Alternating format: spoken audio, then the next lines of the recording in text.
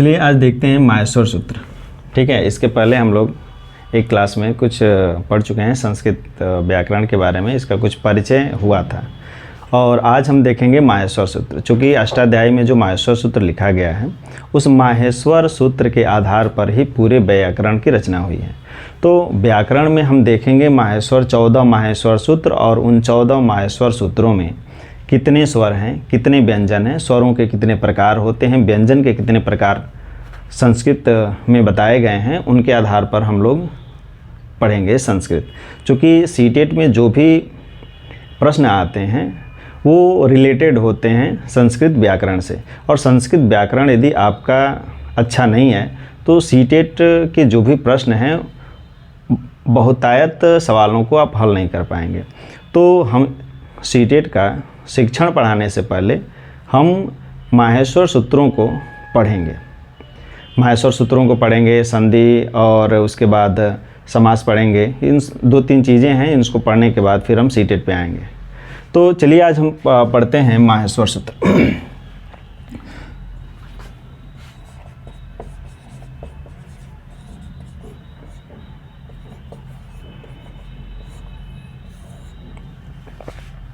ठीक है, तो माहेश्वर सूत्र का उद्भव जो है संस्कृत व्याकरण में ऐसा कहा गया है कि जब नृत्य कर रहे थे, भगवान शिव जब नृत्य कर रहे थे तो नृत्य करते समय उन्होंने अपने डमरू को 14 बार बजाया था।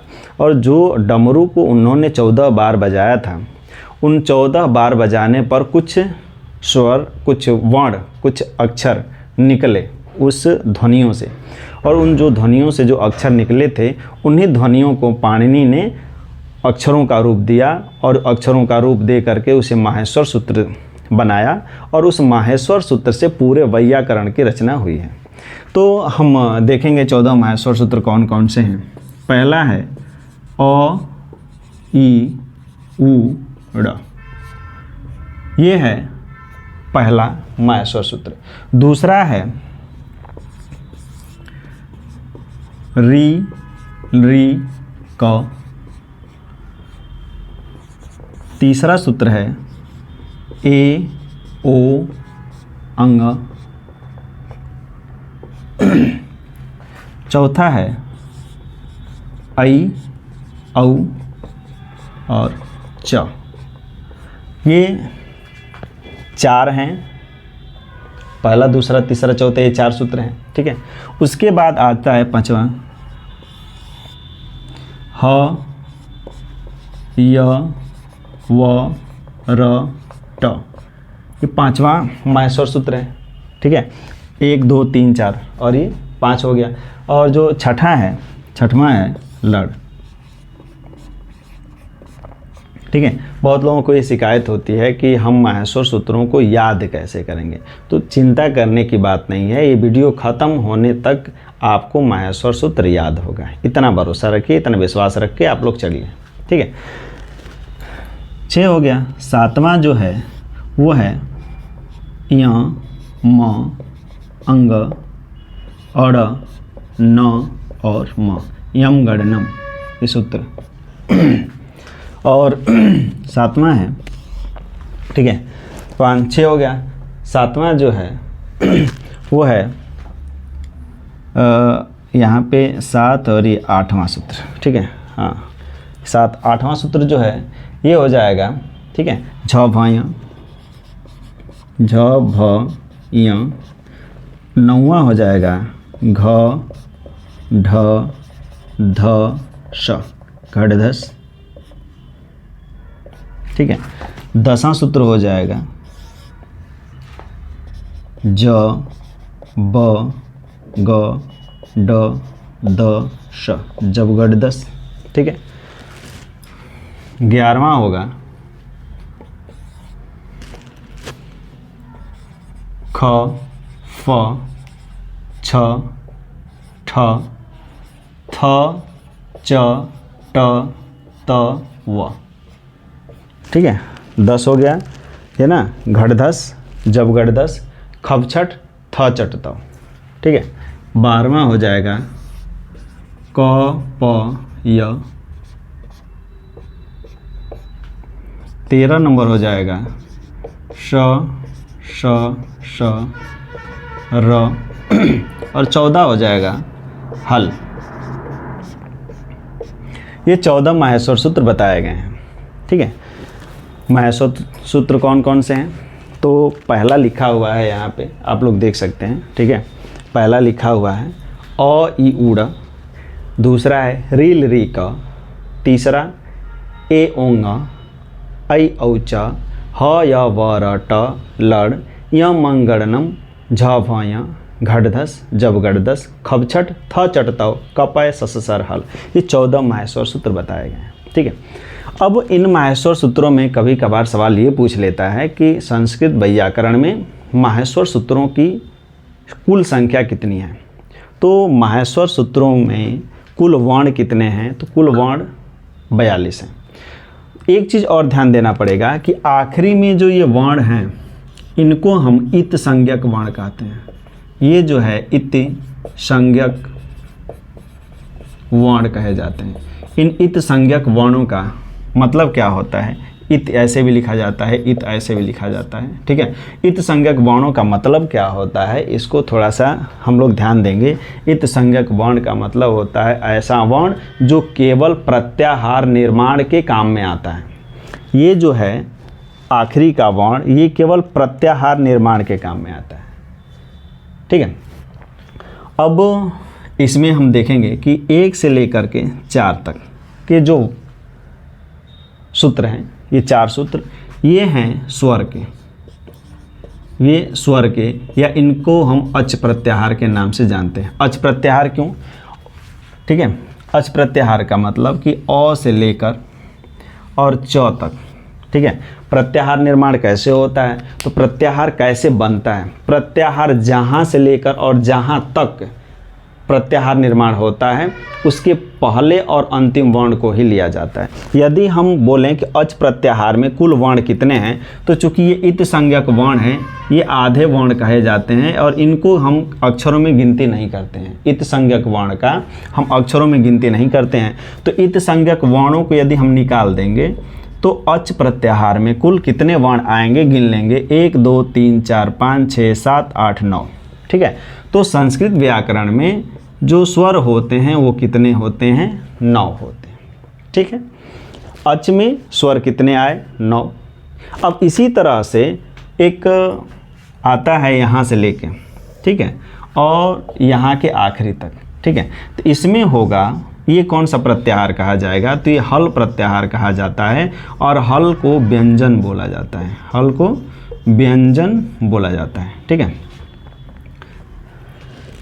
हल की कुल संख्या कितनी है? हल अर्थात व्यंजनों की कुल संख्या 33 बताई गई है। तो 33 और 9 42। संस्कृत व्याकरण में कुल 42 प्रत्याहार हैं और इसमें भी कुल जो है 42 अक्षर होते हैं। ठीक है, इसमें 43 अक्षर हैं। 43 अक्षर कैसे हैं? तो ह को 2 बार इसमें दिया गया है, एक हयवरट का और एक हल का ह। तो इसमें से केवल एक ही अक्षर को गिना जाता है संस्कृत व्याकरण में। यदि इन दोनों को गिना जाएगा तो 43 हो जाएगा। अब परीक्षा में दिक्कत ये होता है कि हम 42 लगाएंगे कि 43 लगाएंगे, तो हमेशा 42 ही लगाएंगे, क्योंकि संस्कृत व्याकरण के अनुसार जो प्रत्याहार होता है वह 42 ही होता है, तो हम हर हाल में 42 ही लगाएंगे। ठीक है, तो ये है संस्कृत व्याकरण में माहेश्वर सूत्र। माहेश्वर सूत्र 1 से लेकर 4 तक स्वर होता है, उसके बाद 5वें से लेकर 14 तक व्यंजन होते हैं। ठीक है, स्वरों में 2 रूपों में स्वर होता है। स्वरों के प्रकार तो 3 होता है, लेकिन जो स्वर का स्वरूप होता है, स्वरूप 2 होते हैं। एक होता है मूल स्वर, ठीक है, और दूसरा होता है मिश्रित स्वर। दूसरा मिश्रित स्वर होता है। ठीक है, मूल स्वर किसे कहते हैं? तो मूल स्वर का मतलब है कि ऐसे स्वर जिनको खंडित नहीं किया जा सकता, जिनको अलग अलग नहीं किया जा सकता, ठीक है, या फिर जिन स्वरों से अन्य स्वरों का निर्माण होता है, वो मूल स्वर हैं। मूल स्वर कितने हैं? तो मूल स्वर 5 हैं, जैसे अ, ई, उ, री और री। ये मूल स्वर कहे जाते हैं। इन्हीं से बाकी के स्वरों का ही निर्माण हुआ है। जैसे मिश्रित स्वर कौन कौन से कहे जाएंगे? तो आ, यानी अ धन अ बराबर क्या हो जाएगा? आ हो जाएगा। ठीक है, तो आ से लेकर के आ, बड़ी ई, बड़ा ऊ, ठीक है, बड़ी री, ए आई ओ औ। ए का निर्माण जो है वो भी मिश्रित स्वर ही है, अ धन ई बराबर ये ए होता है, ठीक है, तो ये भी मिश्रित स्वर ही आएगा, ठीक है। इसके बारे में हम विस्तृत चर्चा करेंगे, ठीक है, मूल स्वर, मिश्रित स्वर, ठीक है, स्वरों के प्रकार कितने हैं, जैसे ठीक है ना, स्वरों के 3 प्रकार होते हैं, ह्रस्व स्वर, दीर्घ स्वर और प्लुत स्वर, वो कैसे होते हैं, ठीक है, उनका रूप क्या होता है, उनमें कौन कौन से वर्ण आएंगे, उनकी चर्चा करेंगे। पहले हम आज माहेश्वर सूत्रों की चर्चा कर लेते हैं, माहेश्वर सूत्रों को देख लेते हैं, ठीक है। तो हमने क्या देखा अभी तक कि 1 से लेके 4 तक में स्वर हैं, ठीक है, और 5 से लेके 14 तक में क्या है, व्यंजन है। अब इसमें एक चीज़ और देखना है, ठीक है, कि जो इसमें 5वें सूत्र का, ठीक है, य से लेके ड़ तक का वर्ण है, ठीक है, यानी हम इसको, यदि इसको हम पहले लेते हैं य को और ड़ को बाद में लेते हैं तो एक प्रत्याहार का निर्माण होगा जिसको हम यण प्रत्याहार कहेंगे। य से लेके ड़ तक एक बनेगा, तो इस प्रत्याहार को हम यण प्रत्याहार कहेंगे। और यण प्रत्याहार अंतस्थ व्यंजन का द्योतक है, यानी य व र ल, ठीक है, ये 4 वर्ण आएंगे और अंतस्थ व्यंजन में भी 4 वर्ण होते हैं, ठीक है। अब ये आपको दिख रहा होगा 7वां सूत्र। 7वां सूत्र आप देख रहे होंगे, इसमें कौन कौन से वर्ण हैं, इसमें देखेंगे तो प्रत्येक वर्ग का 5वां अक्षर इसमें लिखा गया है, जैसे य, म, अंग, अड़, न, ये 5 वर्ग हैं, 5 वर्ग के एक एक अंतिम अक्षर हैं। इन वर्णों को हम, ठीक है, इन वर्णों को हम अनुस्वार कहते हैं, ठीक है, इन वर्णों को हम क्या कहते हैं, अनुनासिक वर्ण कहते हैं। इन वर्णों को हम अनुनासिक वर्ण कहते हैं, सॉरी, अनुस्वार, अनुनासिक वर्ण कहते हैं। अनुनासिक वर्ण क्या होता है, अनुनासिक वर्ण का मतलब होता है ऐसे वर्ण या अक्षर जिनको मुख और नासिका दोनों से बोला जाता है, ऐसे वर्ण को हम क्या बोलते हैं, अनुनासिक वर्ण बोलते हैं। तो यदि हम य, म, अंग, अड़, न को नाक यदि हम दबा के बोलें, ठीक है, कि य, तो नहीं बोल पाएंगे, ठीक है, और मुख यदि बोलेंगे तो भी नहीं बोल पाएंगे। मुख और नासिका दोनों के द्वारा ही हम पंचमाक्षर को बोल पाएंगे या बोल सकते हैं। तो इसमें जो 7वां सूत्र है, 7वां सूत्र में जो ये पंचमाक्षर हैं, इनको पंचमाक्षर भी बोला जाता है, ठीक है, इनको अनुनासिक वर्ण भी बोलते हैं, ठीक है। अब बाकी के जो सूत्र हैं, ठीक है, अब स, स, स, ह, ये वर्ण उष्म व्यंजन कहे जाते हैं, ठीक है। तो सल, इसका जो होता है सल प्रत्याहार में आते हैं, सल प्रत्याहार में आएगा क्या, सल प्रत्याहार में आते हैं उष्म व्यंजन, ऐसे वर्ण या अक्षर जिनको बोलने से उष्मा बाहर निकलती है, वो उष्म व्यंजन है। यण माने अंतस्थ व्यंजन होता है, यणो अंतस्था इसका सूत्र होता है, सल उष्माणा इसका सूत्र होता है सल प्रत्याहार का, ठीक है। सूत्रों को सब लिखवाएंगे, ठीक है। पहले आज हम चर्चा जो कर रहे हैं इसकी चर्चा हो जाए, इसके बाद नेक्स्ट वीडियो में इसकी पूरी हिस्ट्री हम लोग देखेंगे, इसका पूरा इतिहास हम लोग देखेंगे कि वर्ण कैसे बने हैं, कौन कौन सा प्रत्याहार बनेगा, कितने प्रत्याहार बनते हैं, परीक्षा की दृष्टि से कौन कौन से मुख्य प्रत्याहार इसमें हैं, ठीक है, चाहे वो सी टेट हो चाहे यूपी टेट हो, ठीक है, उन सबको ध्यान में रख करके हम आगे बढ़ेंगे, ठीक है। तो ये माहेश्वर सूत्र में हमने क्या देखा, यण प्रत्याहार में कौन कौन से आएंगे, तो अंतस्थ व्यंजन आएंगे, यण वर्ण प्रत्याहार में अंतस्थ,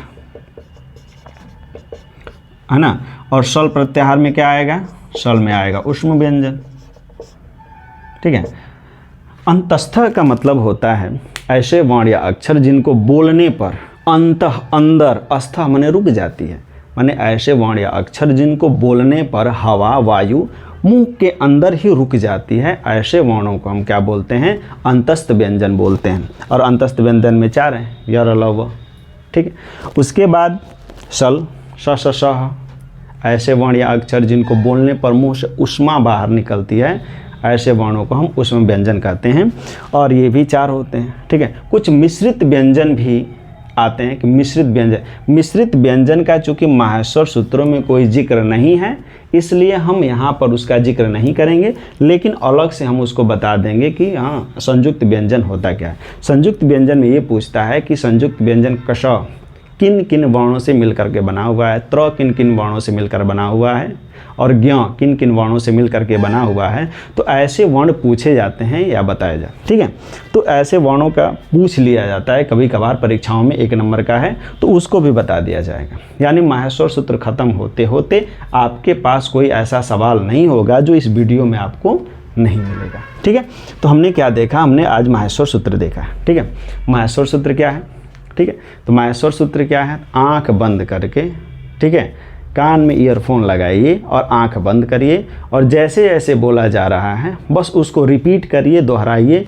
1 बार, 2 बार, 3 बार, 4 बार, 5 बार दोहराएंगे।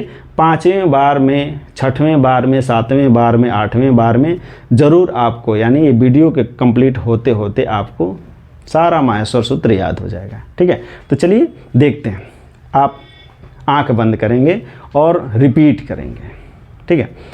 अ ई उड़, रील री क, ए ओंग, ऐ औ च, ह य व र ट, लड़, यम गड़नम, य म अंग अड़ न म, झ भ य, घ ढ ध स, ज ब ग ड दश, ख फ छठ, थ चट तौ, क प य, स स स र हल।